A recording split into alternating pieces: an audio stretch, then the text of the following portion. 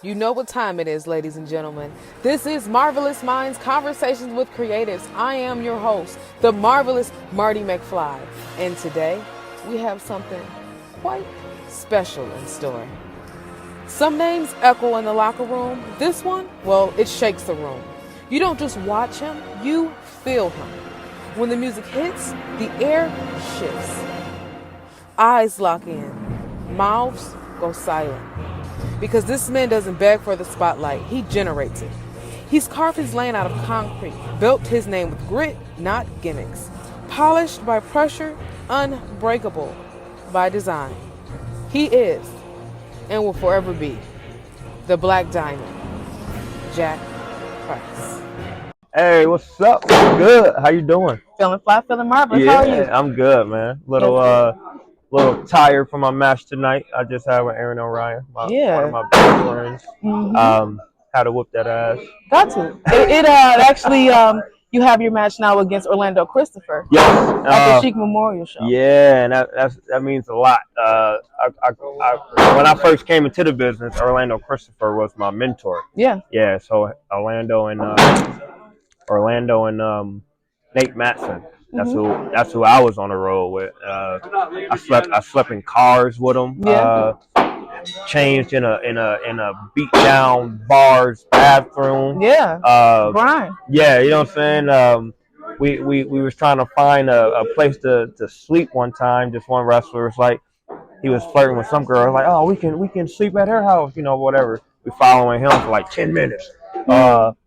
Husband ended up coming home. Uh-oh. So now ain't no sleeping in. Yeah, ain't no nap time. Leaving that, we in you know what Sheboygan is? Not at all. Is that towards up north? Yes. It sounds like it's towards up north. Yeah. I was supposed to be up there.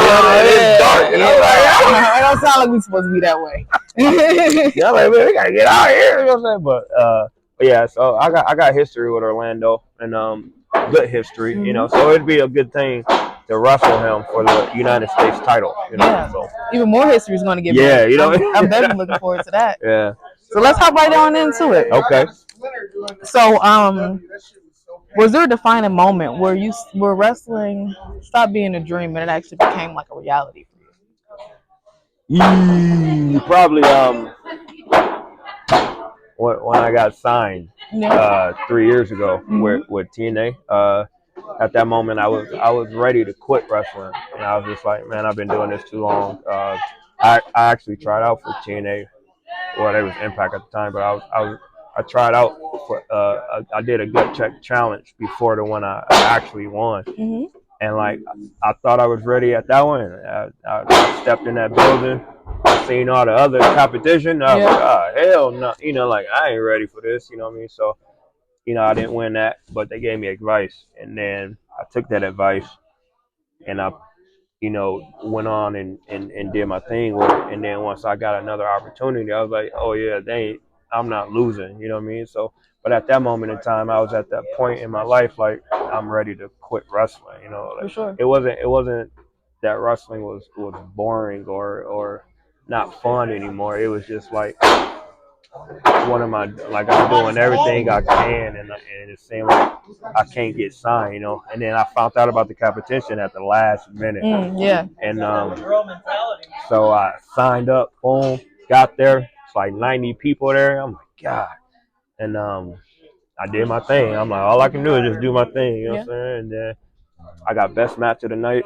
Of course. Best match of the night. My boy Jason Hotch, he got best promo. Oh, okay. So, I could definitely see that happening. Yeah, so I won because of best match. Jason won because of best promo. So that's how that went about. But anyways, I gave it my all, and then after my match, I had everybody standing up clapping. Like everybody, the other competitors, they clapping. The coaches, which was Bravo and Lance Storm, they stood up clapping. Geez. Yeah, you know what I mean? So I'm like, man, this is crazy. Yeah. You know what I'm saying? So once I got signed, and then I stepped foot in Impact at the time, I was like, oh, this real. You know what I mean? I'm like, I doubted myself again. Every time you get a new environment, you always doubting yourself. But once I got in the ring, I was like, oh, this is easy. I'm like, it's just like I'm wrestling, Yeah, right. So I got in there quick, and learned a lot of stuff. I actually learned a lot, not even knowing that I was learning at the time, but I learned a lot from just sitting down and watching the show. You know what I mean? Yeah. So, What was your biggest takeaway from just sitting down? What would you say was one of your biggest takeaways, or the takeaway that pops in the forefront of your mind? working the camera, Mm. like I'm big Giving on face, giving body. yes, Yes. and that is so important. It adds to the storytelling Yes, 100%. when you're working on TV or on an independent show, work that hard cam. You know what I mean? And it means a lot. Like I just told somebody, like, man, we can cuss. Yeah. Oh, okay. They was focused on the crowd that was in the building. I'm like, hey man, fuck that crowd. You know what I mean? You need to be focused on the crowd that's watching. You want them to come to the next show and watch you live. You know what I mean? So you got to work that camera. So camera work is so important. Ring position is so important. So guys out there, just thinking about the camera, like transitions, make sure they smooth. Yeah. If you do a big move, it's hard cam. It's what I'm looking at your cam. I'm gonna do my big move off this rope, so the people at home Catch everything. Catch everything. You know what I mean? So it's in wrestling. What I learned, wrestling is a lot of little things. Like it's not about all the anybody can do the big moves. You know what I mean? But it's about the little things in between, like, and it can be the smallest thing, but that little thing made that match so much better. And then it also gives that character buy-in. Yeah. And that's what people buy. That's why they buy the wrestlers. Yeah, That's why they show up to the shows. That's why they got the T-shirts, because they believe in you as an individual. And again, that adds to that storytelling, that overall aura that oozes out of stars. You know what I mean? So yeah, absolutely. So I just want to know, the Black Diamond. How did you get that? Black Diamond. So I had that was another thing. Like I had Jack Price. Jack Price I already had. Like I was playing a video game and I created a wrestler. That was his name. I'm like, man, if I ever become a wrestler, that'll be my name, And then I seen this wrestling organization, MWO, out in Flint, Michigan. They went under now, but in Flint, Michigan, and they was wrestling at a bar. I was just going to the bar. Now I seen some wrestling, and I'm like, man, what the hell? They wrestling up here? And I'm looking, and I'm already a wrestling fan. I'm like, how do I get in this? Met the promoter, blah blah blah. Came and trained. I was scared to bump. That was so scary. Yeah. But what was scary about it for you? Because I didn't know how to do it, and that was the only thing I was scared of. I can do everything else like naturally, but that bumping, I was like, and then like I hit my head one time. They like, you gotta tuck that chin. I was like, Then once I got used to it, I was like, man, it's easy, And then they're like, hey man, you got a name? I'm like, sure do, Jack Price. You know what I'm saying? So and then I was using that. Then I'm like, man, traveling with Aaron O'Ryan, I'm like, man, I need a moniker. And then I could think of nothing, and then I'm just in a dictionary. And then Black Diamond came up, and it's just like a gem you don't always see, but when you do see it, you in awe, all that type stuff. And I'm like, hey, that's it, Then I started using it, and then once I started using Black Diamond Jack Price, I started feeling comfortable, and I was like, and I'm like, oh, okay, I found the character now. You know what I'm saying? I don't know who it is, but I found it, and everybody loved it, and I stuck with it. Yeah, absolutely. So obviously with that comes buy-in, and with buy-in comes titles. And you have had a plethora of titles. So at this point in time, what would you say is one of your most, I wouldn't say impactful, but one of your most, like, this is the title that I was extremely proud to hold? The Midwest title with XI. Absolutely. Yeah, I had that before I really left for Impact, and I won it. And I'm like, man, this is crazy that I'm winning this. You know what I mean?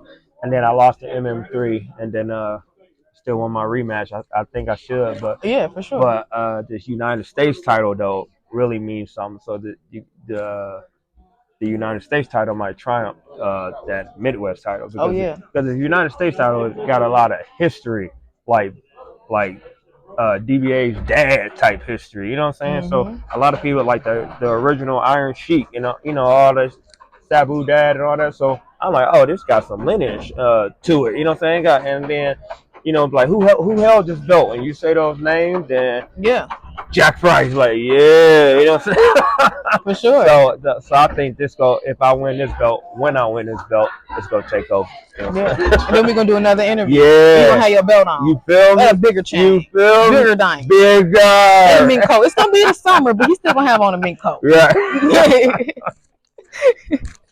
So, in Death Threat Army, because you did mention your buddies. Mm-hmm. So, in Death Threat Army, you walk the line between solo soldier and a team player.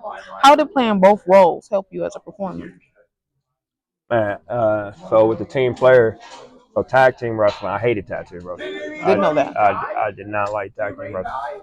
Aaron Orion is a specialist in tag team wrestling. So this promotion out in Lima, Ohio, is called War Wrestling. Mm-hmm. They was looking for a tag team. Mm-hmm. Orlando Christopher hit me up. It was like, hey man, you and Aaron want to come up here? They looking for a tag team. Me and Aaron never tagged. We got matching gears real quick. Blah blah blah. Came up there. We did our thing. That was our first time tagging, but we had so much chemistry. And I'm like, oh, this is easy. You know? Yeah. I'm like, all right, you know. And then we kept going. And we became like the best tag team in a state. You know, I'm like, man, this is crazy. You know, but he made me fall in love with tag wrestling. And then, of course, I like solo wrestling because I want the spotlight. You know what I'm saying? Tag wrestling, before, I was like, man, you can't get no spotlight in tag wrestling. But you can. You know what I'm saying? Then it's a lot of variables to work with. You got 4 people instead of just 2 people in the ring. So it's a lot of things to work with in the ring. So, but they both made me a better star because I can, or a wrestler, you can put me in any type of match and I'm down with it. You know, I'm not complaining about nothing. Let's go. Let's make this happen and make magic out here, you know. For sure. Is it do you have any favorite tag matches that you guys performed in? Aaron and I, we had it was a tag team in XI called man, I know their name, man. But it was Gavin Quinn and June Tai. I can't think of their tag name. Lotus? Yeah, I like Lotus. Lotus taught me a lot, and they're dope. Yes, I watched them in Sanctuary a while ago, like years ago. Okay, like when Carm had long black hair. Lotus was hard. They taught us a lot about tag team wrestling, how they put it together and all that, and then we took that in our style, and then it was a wrap. You know what I'm saying? Like, oh, y'all done messed up. But yeah, Death Threat and Lotus had good tag matches in XI. You know what I'm saying? So, yeah. I'm definitely going to plug in some highlights while y'all watch it. So I'm going to talk a little longer so y'all can watch the highlights that's playing down somewhere in the video. Right. So there y'all go. Enjoy those 30 to 15 seconds, right? So fantasy booking time. I know you love Arn Anderson. Oh, you've been researching. Listen, I'm a journalist. Right. Yeah, I'm a journalist. So if you could build your dream faction, who would be in there? Arn Anderson. Probably my favorite wrestler. So it'd probably be Arn Anderson, The Rock, Rey Mysterio, and Eddie Guerrero. And then me. And then me, of course you could be in there. I'm gonna form the group and then and I don't know what our name would be, but that'd probably be it. Yeah. Couldn't be Damage Control. That's already too it'd be I don't know. It'd be some real G's or something. Yeah. I don't even know who do you think your theme song would be? Arn Anderson's theme song that I used to love that song. It come in like that boy was hard. I was like, and when I became a wrestler, I was trying to get a theme like that, and I couldn't find nobody to do it. And your theme is fire now. Yeah, my theme now. Yeah. I love it. It brings you know what I mean. Like you know what you're about. So if people are a music fan, they know where that theme came from. It's like it's a custom theme, but it was based off. It was copy off something. But I'm a huge 50 Cent fan. I love G-Unit. Yeah. I was literally listening to Get Rich or Die Trying. So if you hear a song, I whoop your head, boy. You know what it is. Yeah. And if you listen to that beat and then you listen to my theme song, you be like, I never thought about that. Yeah, Don't let 50 find out. No, he might love it. Right. He's a wrestling fan, so he might love it. You know what I'm saying? I hope you find out, 50. Right. I'm gonna tag him in this. Book me in one of your shows. You know. Me too. Shit. Since we going in. Put us a scene. So, do you have any pre-match rituals? I used to listen to my favorite R&B. I don't know if you can call him R&B, but my favorite singer is Justin Timberlake. I love Justin And Timberlake. We got a lot in common. I used to listen to him before matches. Now I might hum a NSYNC song. It's called "Make You Ill." I was hanging with the fellas, saw you with your new boyfriend and each other. I do that, and that calms me down. You know what I'm saying? So a lot of people don't even know that I was an NSYNC fan, and a lot of people don't know that's the hardest song to know from in the NSYNC days. Because that tempo. Yeah, you know what I'm saying? So I know the whole song. And then like I don't know if you know Jillian that be here? Yeah, that's my girl. Yeah. We both love Justin Timberlake. So I was like, I'm an NSYNC fan. She's like, no, you're not. And I was like, oh, she was like, prove it. And then I sent her a video of me singing that. She was like, oh, you are in it. Did you see her room? Yes. Oh, man, I'm crazy. Like, whoa. Crazy. So let's break down the arsenal. Tell me the origin stories of your signature move. The Black Diamond Cutter and Priceless. Where'd they come from? So the cutter, I was just agile when I was a younger wrestler. So I just started doing that. And then a lot of people was like, hey, man, you need to keep that. You know, I'm like, all right. You know, so start keeping that. And Priceless, I'm trying to think. What I call Priceless? What's that move? I'm trying to think because I call two moves Priceless, but I got the pressure check. I know that that's the one and then the flip. No, I don't got no name for that, but we might call it Priceless. I like that. Yeah, though. You should. So with the Priceless, I stole that. I'll be honest. I don't know where I stole it from, but I seen it and I was like, I'm doing that. You know, some of the best artists recreated. You know, and I was like, oh, that was hard. You know, and I'm like, I'm doing that, and I'm like, I never seen nobody on the indies doing it. It was an indie star, but I was like, hey, if I do it on TV first, it's mine. You know, right? So I did beat me that. To it. Yeah. Snatchies. So I did it, and then people they were like, keep that. I'm like, all right, you know. So we gonna call it Priceless. I like that. Yep, Priceless. So let's change gears a little bit and talk about mindset. Okay. So after the chaos of a match, how do you decompress? You go back to NSYNC? I gotta just give me a bottle of water. I gotta take a deep breath, and then deep inhale, deep exhale, and then I'm good. Yeah. Yeah. You got any hobbies? As far as what? Hobbies. I don't know. People got all type of hobbies. Like extracurriculum type stuff? Sure. I am. It's funny you say that. I just went to the studio the Sunday before Memorial Day. Yeah. And so I used to rap before wrestling. Now I wanted to be a rapper, and then I found wrestling, like I told you, at the bar, and then I stopped rapping to pursue wrestling. But anyways, so I'm turning 40 in August. Yeah. So my I always said I wanted to make a mixtape. I'm like, man, I'm not trying to get signed or nothing. I just want to make a mixtape just to say that I did it. You know what I'm saying? Yeah. Later on in life. So I went to the studio and I made my first track. So I sent it to a couple people and they was like, bro, you still got it. Like, do it. You know what I'm saying? So I'll send it to you after this and you let me know how you think about it. But you can feature me on a remix. I can whistle. You can whistle. I'll code whistling. And then I love basketball. I used to play basketball all the time. And I was in rec leagues and all that. I didn't go to college for it. I wish I did, but I didn't. That's a whole nother story. But who's your favorite basketball team?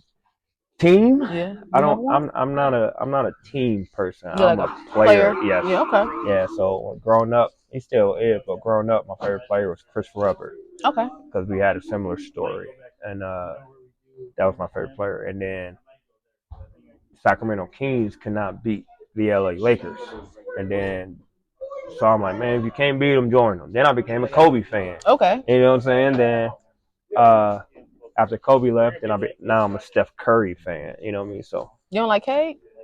No, he's good, but I'm not like how I like Webber, Kobe, and Curry. You know? For sure. But nah, Cade is he gonna be MVP. 100%. Yeah, he gonna be MVP of the league. I give him 5 years. Like within that window, one of them years, he's gonna be Yeah, MVP. him and Sar Thompson, a seer, a Yeah, that's I'm only. butchering the twin. Yeah, Yeah, yeah, I'm yeah, yeah, butchering his name, but yeah, yeah. I was watching them in Overtime Elite. Hmm. It was a TV show on Amazon Prime, Hmm. and they were just following their college days, and I'm like, those kids are just like, well, you know how like Tom Brady's almost a robot when it comes to football. Right, That's how I feel about the twins. They're almost like robots. right, They're just so cold, like right, everything. right. It's like The twins, ridiculous almost. the twins, dangerous. Yeah, like you ever see somebody so sweet, you feel like you can do it now, like they inspire Yeah. you. Like that's how they. I'm like, I can hoop. Yeah. I'm not tall enough. So wrestling is definitely getting more transparent with the behind the scenes and just really taking the veil off. Mhm. Do you have any opinions on that? I'm 50-50 with it. Mm. Like, I understand why they're doing it. Mhm. Time changing. Um, but then again, you don't want people to see everything. Everything, You know, for sure. Yeah. But so I guess I'll probably 60-40. I'll go with 60-40? that. I go with that. But like I get it. Mhm. Time's changing, so you gotta adapt. Yeah, for sure. Yeah. So, have you faced any challenges or setbacks off the mat that nearly crushed your spirits? Hmm. Yeah, I went through some goddamn You don't have to go into detail if you want to. right, We don't have to but be a therapy session. yeah, you know what I'm saying. I went through some things Hmm. that crushed the spirit, and What are some ways you bounce back from that? I just like F that. You know what I'm saying? I'm Yeah. like I'm gonna do what I'm doing. You know what I'm saying? And Hmm. like you don't like it, you don't like it, and that's how I am. I am a I don't give a crap type attitude person. Like I do give a dang. I ain't gonna say I don't give, but I don't give a crap. You know what I'm saying? If Yeah. that makes Yeah, you choose. You choose. Yeah. Like if I'm gonna get a headache, I'm gonna choose to yeah, get a you know headache. that. Yeah. Absolutely. But Absolutely. yeah, so yeah, I just whatever brush it off, and then I'm back doing what I do. You know what I'm So, well, I'm changing the pace a little bit saying? again. That's cool. So one feud I really loved watching you in was you against Solo. Hmm. So, how do you find the sweet spot between how do you find the sweet spot between a physical spectacle and an emotional storytelling? That's hard Mhm. because a lot of wrestlers can't tell a story, and a lot of wrestlers don't understand a story. You know what I mean? And with Solo, I like that feud of the best of five because I felt like it was a challenge to me, and then I wanted to pass down my knowledge to Solo to Absolutely. help uplift him. So a lot of people said it was good. A lot of people said I brought the best out of Solo, For sure. and Solo brought the best out of me. You know what I'm saying? Low key. So it's hard to find like a happy medium, but you just go out and if the crowd like it, you know you're doing your job. You know what I For sure. mean? Do you have any personal favorite feuds? Or not necessarily a feud, a storyline or anything like that that you were a part of outside of tag? Yeah. Not a lot of people don't do. Like I said, a lot of promotions don't do storylines like that, Mm, and that's the lost art of the wrestling. Like I love storytelling, because it's not about winning or losing. It's about how we get to the end. You know what I'm saying? absolutely. So if a promoter tell me what the ending is, I'm down for whatever. I'm like, oh, let's do this. You know what I'm saying? So we need to bring storytelling back. A lot of wrestlers need to bring that back in the matches instead of just doing moves. You know what I'm saying? Just blah Hmm. blah blah, spot fest. You know what I'm saying? Yeah. So just do promos. Get your match over, tell stories, do your thing. You know what Yeah, I'm saying? that's solid advice. Did you have any favorite solo feuds? Always with Aaron O'Ryan. Like me Hmm. and him, we can wrestle. I'll wrestle him any time. You know what I'm saying? I had a few with uh in my early days. His name was Apocalypse. At the time I was like 170 pounds, but he Okay. he was like 300 pounds. Oh yeah. But we was going at it. You know what I'm saying? And everybody loved that. So uh, but I got a horrible memory. Hmm. And so I don't know if I had you know what I'm saying? I remember stuff, but not, I gotta see it. Like, oh yeah, I remember that. You Hmm. know, I can't, like some of these people be like an almanac, be like, oh yeah, back in, like, At 712. yeah, how you remember that? You Yeah, know? yeah. Yeah. Sometimes I'm like that. It's part of my tism. You know, it Mhm. is what it is. Whatever. Just random.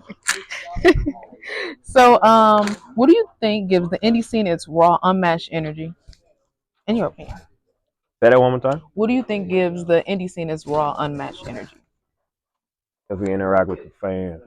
We get the fans involved. Like we right in their face. It ain't like, like we here and in the ring way over there. Like we bringing the action to them. The hands-on energy. Yeah, you know what I mean. And a lot of fans like that. You know what I'm saying? Just interact with it. You can hear the fans on indie scenes. You can hear everybody. You can see everybody. You can give emotions. You can connect with everybody. And so I feel like that's what it is. Huh? For sure, for sure. So now a couple more questions for you. All right. As a seasoned warrior, have you taken any rookies under your wing? Adam Wick, he was one. Tommy Vendetta, uh, KJ and Ryan. Hell of a resume. Yeah. It's probably some other wrestlers, but they're the main ones. Like they're in the death threat group, but we brought them in to teach, and they doing a hell of a job now. Adam Wick's the heavyweight champ. KJ and Ryan, freaking one of the best tag teams out. Dub Club is phenomenal. Tommy Vendetta, Beast. Yeah, you know what I'm saying? Yeah. So they got their own resume going on now, and that's all we want to do. We ain't trying to get props for it. We just want to steer them in the right direction, because Aaron and I, because we didn't have that when we was coming up. You know what I mean? So we just want to make it easier for other people. And I tell wrestlers, man, you want me to watch a match? I watch wrestling all the time. I watch a match and critique it, and I'll tell you the truth. You take it how you want it, and if not, but I just want to see you get better, because I'm not gonna be doing this for the much. I ain't gonna say much longer. I don't know when my last time would be. You know what I'm saying? But I just want to make sure when I'm going, that wrestling's in a good hand. You know what I'm saying? Absolutely. So, like I said, you mentioned some fire names. What's one thing that you make sure that you like consistently, not consistently, but like you drill in every individual's head? Yeah. That's the biggest thing. Listen. Having and maintaining a student mentality is the biggest thing. Yes. Yeah. Listen. These veterans out here, they know what they're talking about because they've been through it. Just like in life, like my dad, I could tell my dad a story. Man, guess what happened to me? Oh, man, that happened to me when I was like, man, what the hell? And then he tell me what he did from it, and then I'm like, oh, hey, you're right. I should do that. Yeah, for sure, 100%. But it's the same thing with wrestling. You know what I'm saying? The veteran ain't saying nothing for nothing. He been through it. He know what you're doing. He don't want you to go the same route he went, when he was coming up. So just listen. Keep your ears open. You know what I mean? So he dropped 2 hot gems. Pay attention to the hard cam, give your face and body to the hard cam, and listen. Yeah, that's it. It's so easy. Simple. And look good. Shit. Right. So, hold on. I got something for you. Okay. Oh, man. Yeah, so wrestling is all about evolution. This video is, 12 years old? This video is older than some of your wrestling fans. Oh my god, man. So, like I said, it's all about evolution. Looking at this, my god, thinking about right now, what would you say is your biggest transformation? Of course, outside of size, because I'm gonna plug this video in. So, outside of size, what's your biggest evolution? Confidence. Yeah. Like, it looked like I probably had confidence there, but I didn't know. You know what I'm saying? I didn't know nothing. People just like. I was just doing stuff then of what I was hearing, you know what I mean? And just practicing to get where I'm at now, you know what I mean? So that's all the young things, I didn't know nothing about psychology. Psychology, you can't be taught that. You just gotta learn that while you're doing it, you know what I mean? But like I took too long, I should have panned them right there, you know what I'm saying? Yeah, for sure. So it's just stuff like that, you know what I mean? But yeah, but I'll say the confidence stuff. Yeah. Anything you would say to little baby Jack right here? You're in the weight room, dog. You know what I'm saying? Oh man. That was good scoop line. That was. Oh my god, this is so cool though. I was so little. And that's crazy. I still do that. Yeah. But yeah, just say get in the weight room and continue. Keep listening. You know what I mean? And things will get better for you in the future. So, final question for you. So, what's one piece of feedback that completely flipped your perspective and made you better? So my trainer, Say names. my trainer, his shoot name is Sean Grugel. Okay. Grugel, but his name is Levi Blue. And That's a cool name. the redneck Levi Blue. But for some reason, it just stuck with me. He was like, make your opponent look like $1,000,000. Absolutely. And I was like, yeah, I don't know what that is. You know what I mean? And then he was like, if you know what I'm saying, like if you're a heel, whatever, if you get that pop at the end for the face, if the face go over and he get that big pop, you did your job. And I'm like, And then as I started doing it, I'm like, that's what he's talking about. You know what I mean? And then like you get that pop at the end, y'all did y'all job. You know what I'm saying? It's a teamwork. I'm trusting that person with my life, vice versa, and we out here trying to make magic. So that always stuck with me. Make your opponent look like $1,000,000. And when as growing up doing that, I would just start getting booked everywhere. Like, they want me to make their people look good, and I was making them look good. So that's the thing that helped me flip the thing. You know, with your question, helped me just. I'm looking at this different now. You know what I mean? It ain't all about wins and losses. You know what I mean? It's just telling that story, getting your opponent over, getting yourself over, and just having fun. You know? Yeah, absolutely. Yeah. This has been fire. Yeah. Is there any social medias you'd like to plug in? You can find. All right, brother. You can find me on social media. Just look up Jack Price. That's it. Whatever it is, Jack Price 607. If it don't got no 607 on it, it ain't me. You know what? Spam account reported. Yeah. But yeah, so Instagram, Jack Price, X, Twitter, whatever, Jack Price, Facebook, Jack Price, and that's it. Perfect. Well, I thank you so much Hey, for your time. thank you for having me. And ladies and gentlemen, I want you all to remember the ring is more than just a battlefield. It's a canvas where these creatives paint their stories. If you enjoyed today's episode, don't forget to like, comment, and subscribe for more superb segments. And until next time, definitely stay ringside and stay marvelous.